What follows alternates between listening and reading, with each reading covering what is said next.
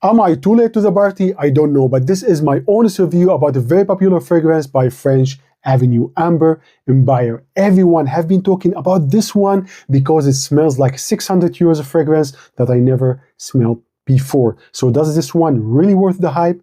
Let's see.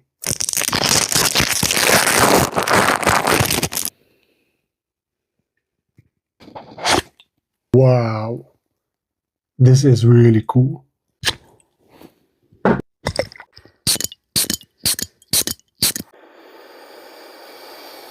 Ooh, first of all, this one smells really expensive. It is really ambery, dark, mysterious, luxury with a tiny bit of a sweetness. This one is not versatile at all. This one here is really for special occasions. Smells really, really good. My first impression, oh my god, I give this one 9 out of 10.